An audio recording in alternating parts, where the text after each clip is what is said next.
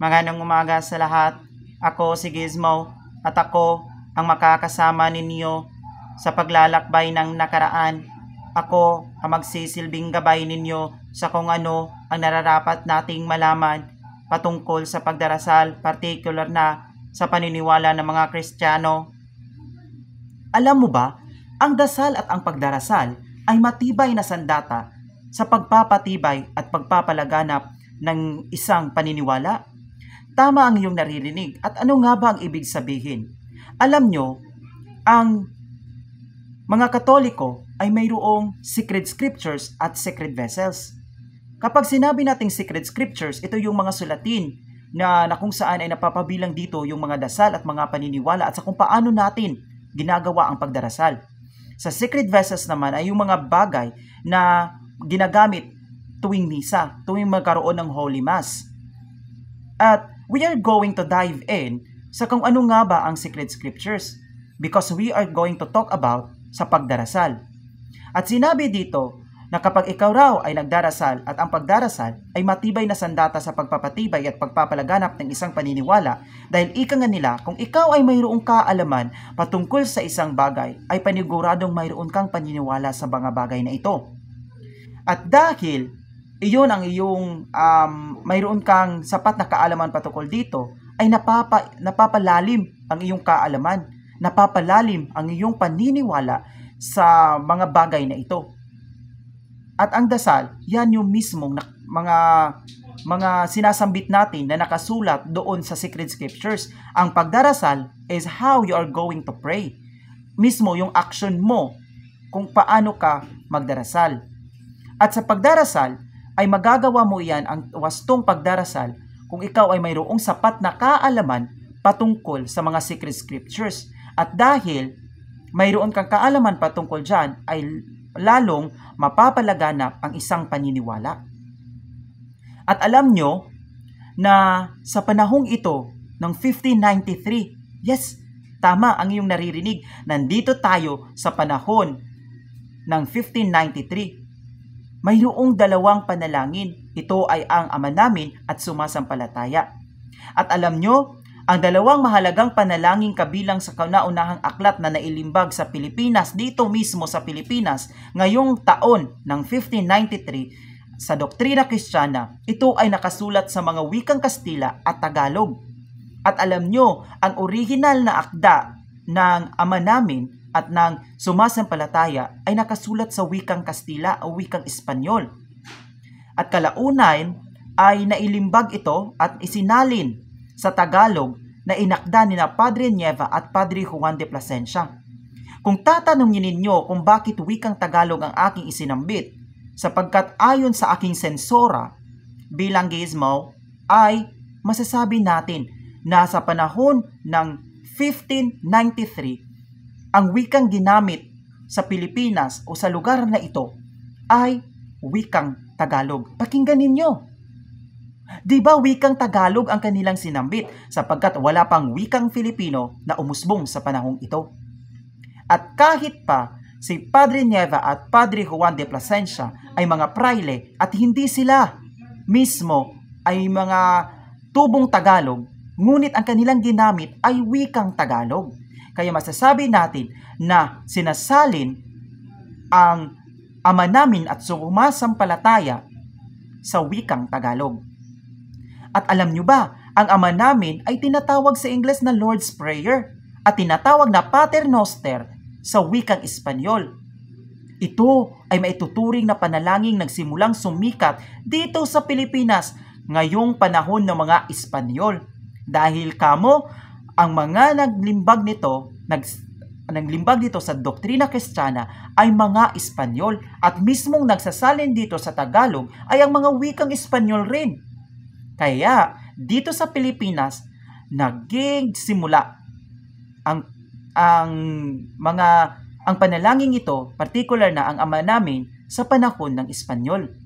At alam nyo ba, ito ay hango sa Biblia sa aklat ng Mateo Kapitulo 6, versikulo 9 hanggang 13.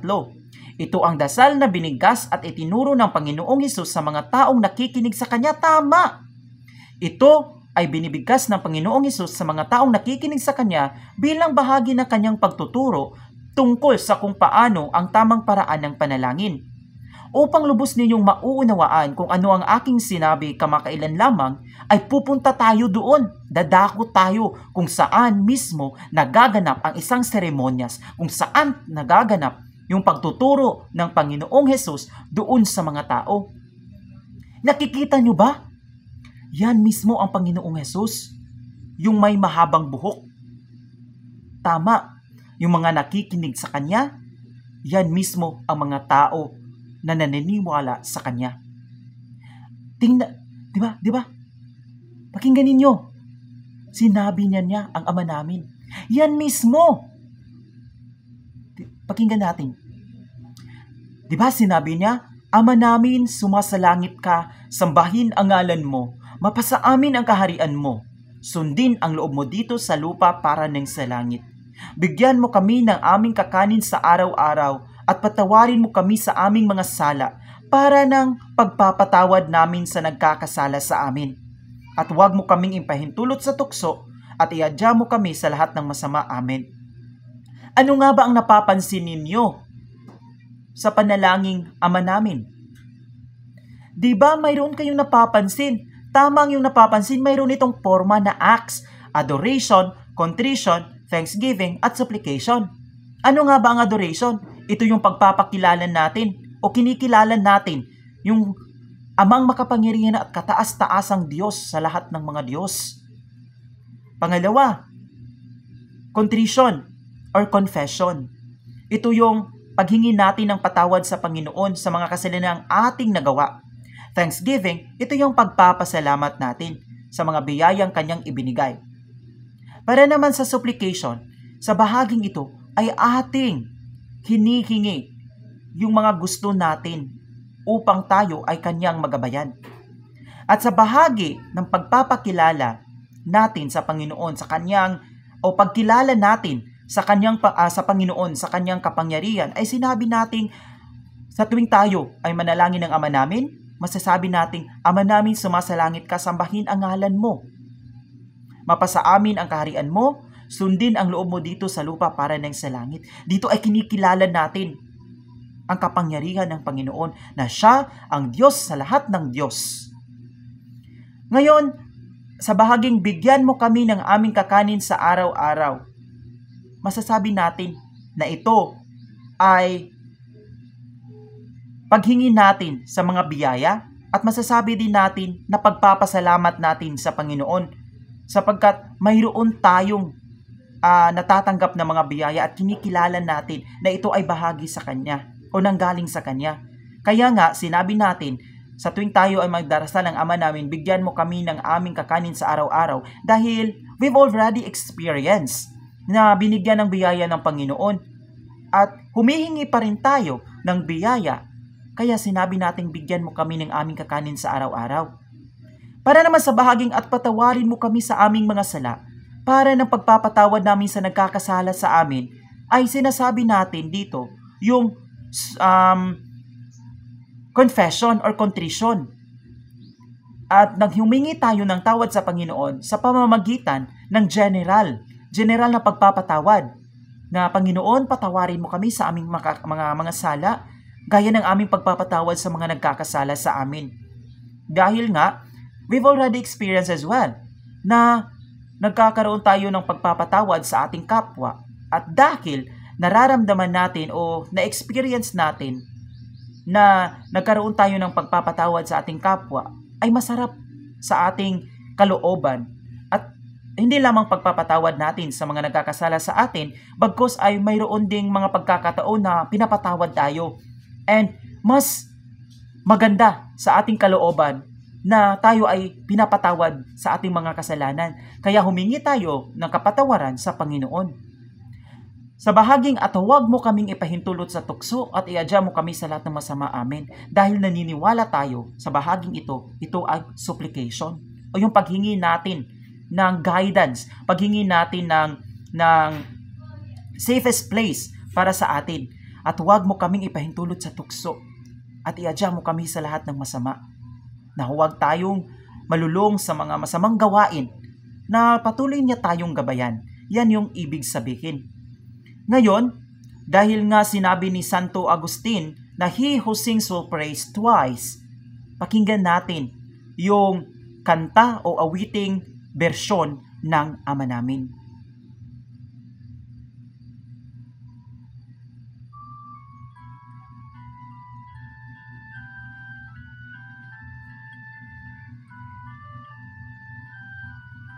Maaari kayong kumanta kung alam ninyo kung paano ito kakantahin. Sumasalangit ka, sambahin ang ngalan mo, pasa amin ang kaharian mo, sundin ang loob mo, dito sa lupa para nang sa langit. Ganyan.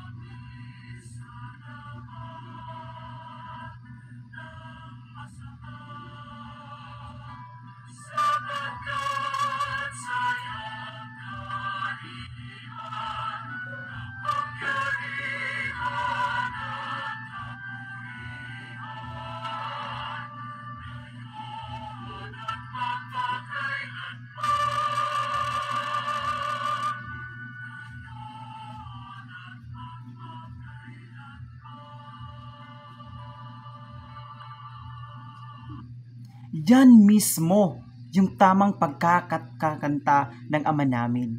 Di ba? Nakakagaan sa pakiramdam dahil nararamdaman mo na ito ay itinuturo talaga ng Panginoong Hesus. At nawa ay mayroon kayong sapat na kaalaman patungkol dito dahil dadako na tayo sa isang panalangin na tinatawag nating sumasampalataya ako. Di ba? Ang sumasampalataya ako, ito ay tinatawag din sa Ingles na I believe in God. Sinasabi dito, sumasampalataya ako sa Diyos Amang makapangyarihan sa lahat, na may gawa ng langit at lupa. Sumasampalataya naman ako kay Hesukristo, iisang anak ng Diyos, Panginoon nating lahat. Nagkatawang tao siya lalang ng Espiritu Santo, ipinanganak ni Santa Mariang Berhen. Para naman sa mga Katoliko, dyan, ay it talks about sa mga sa tatlong katauhan ng Panginoon, the Holy Trinity, Diyos Ama, Diyos Anak, at ang Diyos Espiritu Santo. And it talks about Santa Mariang Berhen, naging ina ni Panginoong Hesus. Iyan yung mismong paniniwala ng mga Katoliko. Pinagpakasakit ni Poncio Pilato, ipinako sa krus, namatay, inilibing, nanaog sa karoroonan ng mga yumao ng may ikatlong araw na buhay ng mag-uli.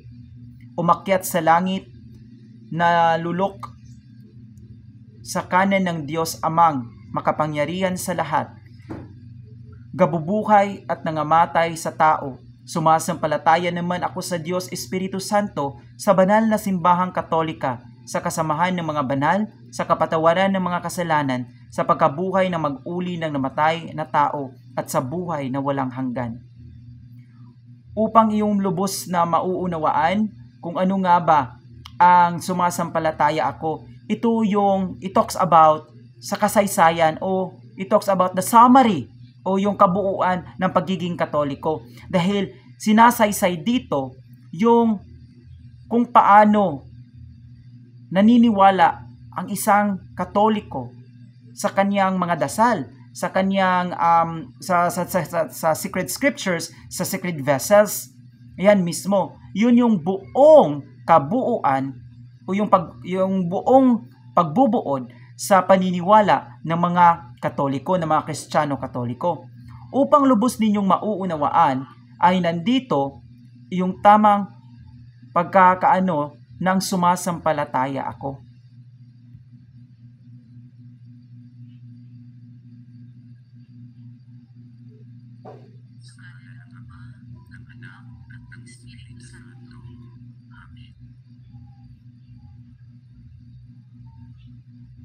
Sumasampalataya ako sa Diyos Amang makapangyarihan sa lahat na may gawa ng langit at lupa.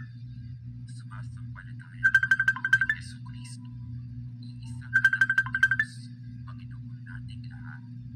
Nagkatawang tao siya, lalaki, Espiritu Santo. Ipinanganak ni Santa Mariang Birhen. Pinagpapasakit ni Poncio Pilato. Ipinako sa krus, namatay, inilibing.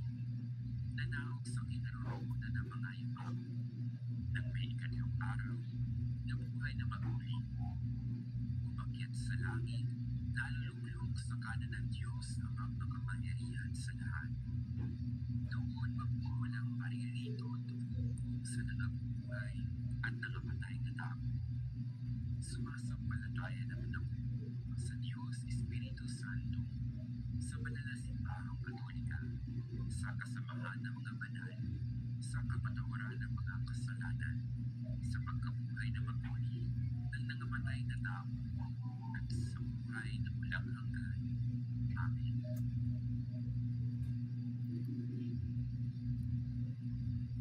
Sa ngalan ng Ama, ng Anak, at ng Espiritu Santo. Amen. Ngayon ay batid na ninyo ang dalawang panalangin na ating tinalakay kanina o kamakailan lamang. O mga dalawang panalangin na aking ini-introduce sa inyo. Ito ay ang Ama namin at sumasampalataya ako. Ngayon mayroon akong mga katanungan. Ano ang pangunahing nilalaman ng dalawang panalangin? Tama. Ang Ama namin ay naglalaman ng mga hiling at pagsamba sa Diyos bilang Ama. Samantalang, ang sumasampalataya ako ay nagpapahayag ng pananampalataya sa mga pangunahing turo ng Kristyanismo, sapagkat ang Ama namin ay itinuturo ng Panginoon sa kung paano natin dadasalin, kung paano tayo magdasal doon sa sa ating Amang makapangyarihan. Ngunit ang sumasampalataya ako ay nagpapahayag ng pananampalataya sa mga pangunahing turo ng Kristyanismo dahil nga sinabi ko kanina na ito yung pagbubuod sa paniniwala ng simbahang Katolika. Sa pangalawang katanungan, paano ang tamang panalangin ayon sa akdang Ama namin? Tama. Ang tamang panalangin ay ang may paggalang, pagpapakumbaba, at ang pagtitiwala sa kalooban ng Diyos. Dahil nga, una, dapat may paggalang sapagkat ginagalang natin ang Panginoon bilang makapangyarihan. Pagpapakumbaba sapagkat tayo ay makasalanan at kinakailangan na tayo ay humingi ng kapatawaran. Hindi lamang sa Panginoon, ngunit pati na rin sa ating kapwa. At pagtitiwala sa kalooban ng Diyos sapagkat siya ang kinikilala nating kataas-taasang Diyos at nag-iisang Diyos sa balat ng lupa at maging sa langit, kaya kinikilala natin at naniniwala tayo sa kanyang kalooban. Pangatlo, ano ang ipinahayag na sinasampalatayahan o pinaniniwalaan ng akdang sumasampalataya ako? Ang akdang ito ay nagpapahayag ng panalangin sa Diyos Ama kay Hesukristo at sa banal na Espiritu Santo pati na rin sa mga turo ng simbahang Katolika. Bakit nga ba? Sapagkat ang tatlong katauhan ng Panginoon na pagiging Diyos Ama, pagiging Diyos Anak na si Hesukristo at ang banal na Espiritu Santo ay naging pundasyon ng paniniwala ng simbahang Katoliko. Ito ay makikita natin sa bawat paglimbag ng mga sacred scriptures at makikita din natin sa sumasampalataya ako at maging sa Ama namin. Pang-apat, ano ang nararamdaman mo habang binabasa o binibigkas ang panalangin? Tama ang iyong nararamdaman. Dahil mismo, yan din yung aking nararamdaman bilang si Gizmo. Habang binabasa ang panalangin o habang nakikinig tayo sa panalangin, nakakaramdam ako ng kapayapaan at koneksyon sa Diyos. Yan mismo. Nararamdaman mo rin ba? Tama yung nararamdaman mo na nakakaramdam ka ng kapayapaan at koneksyon sa Diyos dahil ito ay intended for them or for Him ng Panginoon o ng Diyos Amang makapangyarihan. Para sa ikalimang katanungan, anong mga aral o kaisipan ang nabuo sa iyong isipan nang mabasa at masuri ang mga panalangin ito na lumalaganap at nakikilala sa Pilipinas sa ngayong panahon, sa panahon ng pananakop ng Espanyol? Kung ako ang iyong tatanungin, ang aking mga nararamdaman sa panalangin ito ay nagpapakilala ng lalim na pagpapanampalataya mismo sa akin na nagbibigay diin sa pagkabisa at lakas ng loob sa panahon ng pananakop. Sapagkat ito ay nakapagbisa o nakapagbibigay kaisahan sa mga Pilipino. Tama ang iyong mga kasagutan.